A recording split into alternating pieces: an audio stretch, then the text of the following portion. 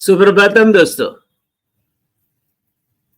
ફરી એકવાર તમારો દોસ્ત જય નારાયણ તમારા આવનાર દિવસ માટે ઢગલાબંધ શુભકામનાઓ સાથે તમારી સામે હાજર.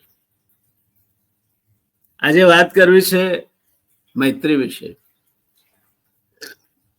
એવું કહેવાય છે કે મૈત્રી ભાવનું પવિત્ર ઝરણું મુજ હૈયામાં વહ્યા કરે. મૈત્રી ભાવનું પવિત્ર ઝરણું મુજ હૈયામાં વહ્યા કરે. શુભ થાઓ આ સકળ વિશ્વનું એવી ભાવના નિત્ય રહે. શુભ થાઓ આ સકળ વિશ્વનું એવી ભાવના નિત્ય રહે. મૈત્રી ભાવનું પવિત્ર ઝરણું મુજ હૈયામાં વહ્યા કરે. શુભ થાઓ આ સકળ વિશ્વનું એવી ભાવના નિત્ય રહે. એવી ભાવના નિત્ય રહે. મૈત્રી મૈત્રી એટલે શું? અને મૈત્રી ભાવનું પવિત્ર ઝરણું મુજ હૈયામાં વહ્યા કરે એટલે શું? માણસના મોટા ભાગના દુઃખ અપેક્ષાઓ પર આધારિત હોય છે. કોઈ મિત્ર મળે ત્યારે આગ્રહ કરીને કહેતો હોય કે એક દિવસ મારી ઓફિસ આવો, આપણે નિરાંતે બેસીને ગપ્પા મારીશું. તમે ખાસ આ માટે કાર્યક્રમ નક્કી કરો છો. એની સાથે પરામર્શમાં રહી ચોક્કસ સમયે મળવાનું નક્કી થાય છે.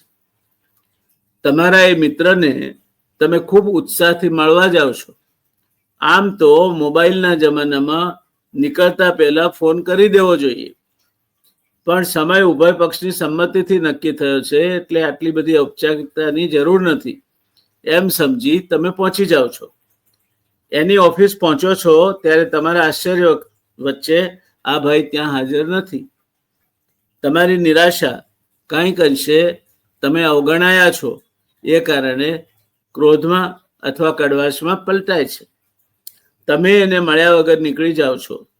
એની રાહ જોઈને ત્યાં બેસી રહેવામાં અથવા એને ફોન કરવામાં તમને પોતાનું અપમાન લાગે છે. બસ એક નાનકડો બનાવ અને તમારા સંબંધોમાં ખટાશ વવાઈ જાય છે. તમારી ઓફિસે પહોંચ્યા બાદ પણ પેલા ભાઈનો કોઈ ફોન આવતો નથી. એનો ફોન આવે તો જવાબ આપવાની દરકાર પણ આપ કરતા નથી. હવે વિચારો કે આવું કરવાને બદલે તમે જરા વિગતોમાં ઉતર્યા હોત તો તમને એટલો તો વિશ્વાસ હોવો જોઈએ કે તમારા મિત્રને કંઈક એવી પરિસ્થિતિ ઊભી થઈ હશે કે કોઈ એવો બનાવ બન્યો હશે. તમે જો એને ફોન કર્યો હોત કે ભાઈ હું નક્કી કર્યા મુજબ ઓફિસે આવ્યો હતો, આપણે મળી શકાયું નહીં, તારો કોઈ સંદેશો પણ નથી, એટલે આપણે વાત નથી થઈ. દોસ્ત, તું કોઈ મુશ્કેલીમાં તો નથી ને? મારી કઈ મદદની જરૂર હોય તો નિસંકોચ કહેજે. હા, કેટલું સારું લાગત. આ રસ્તો અપેક્ષાવિહીન સંબંધોને વિકસાવવાનો અને હકારાત્મકતાનો છે. તમે કોઈના વિશે પણ ધારી લો અને નારાજ થાઓ તે પહેલા સાચી પરિસ્થિતિ જાણવાનો તો પ્રયત્ન કરો.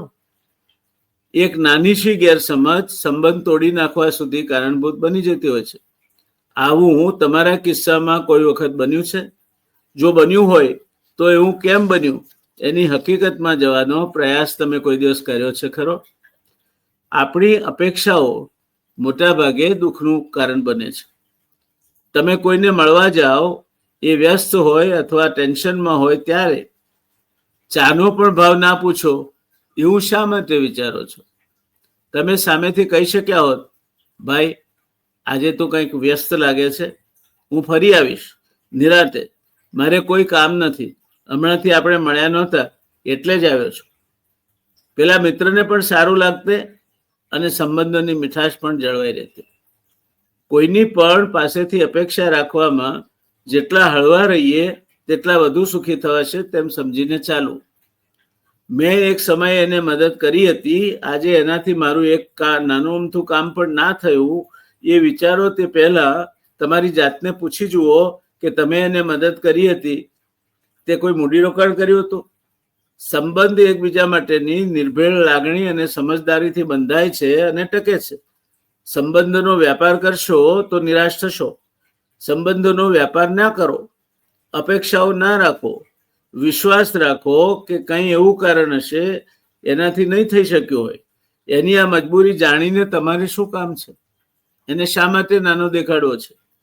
જેમ જેમ ઉંમર વધતી જાય છે તેમ તેમ તમારા મિત્રોની સંખ્યા ઘટતી જાય છે. નવા મિત્રો બનાવવાનું જીવનમાં એક તબક્કે શક્ય નથી. ત્યારે ભલે મર્યાદિત સંખ્યામાં મિત્રો રાખો, પણ મિત્રતા નિભાવી જાણો. કેટલાક લોકો માટે શબ્દ વપરાય છે બહોળું મિત્ર વર્તુળ ધરાવતા વ્યક્તિ.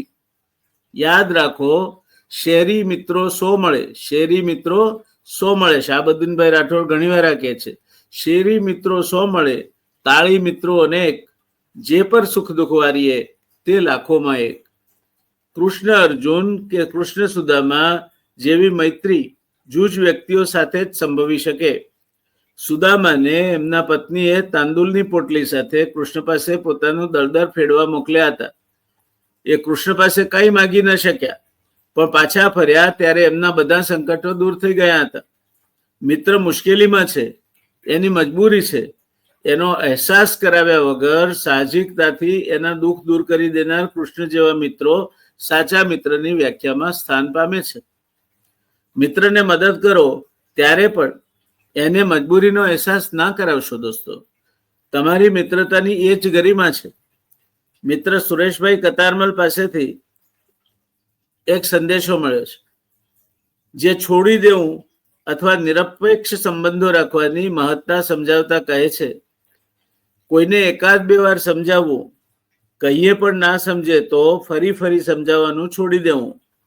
છોકરાઓ મોટા થઈ પોતાના નિર્ણયો લેતા થાય તો તેમની પાછળ પડવાનું છોડી દેવું. થોડા જ લોકો સાથે ઋણાનુબંધ હોય છે, એકાદ માણસ સાથે ના જામે તો છોડી દેવું. આપણા હાથમાં કંઈ નથી, એ અનુભવે સમજાય છે. ભાવિની ચિંતા કરવાનું છોડી દેવું.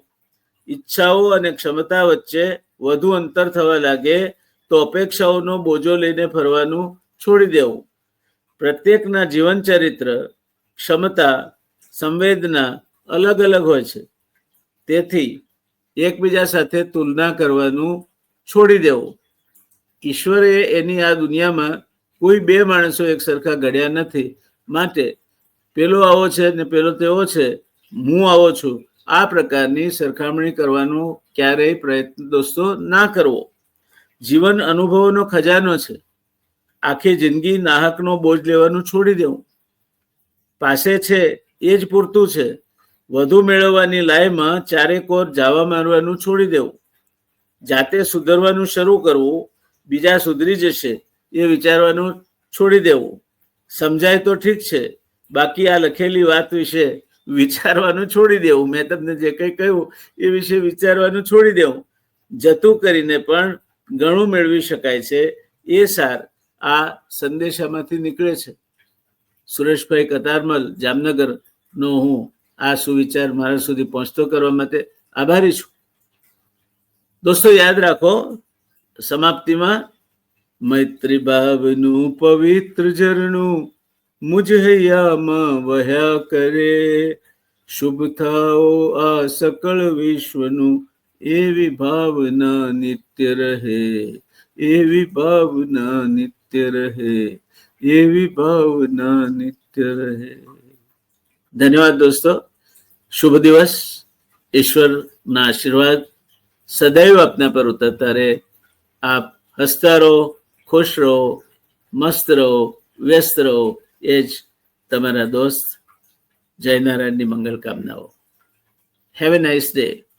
શુભ દિવસ.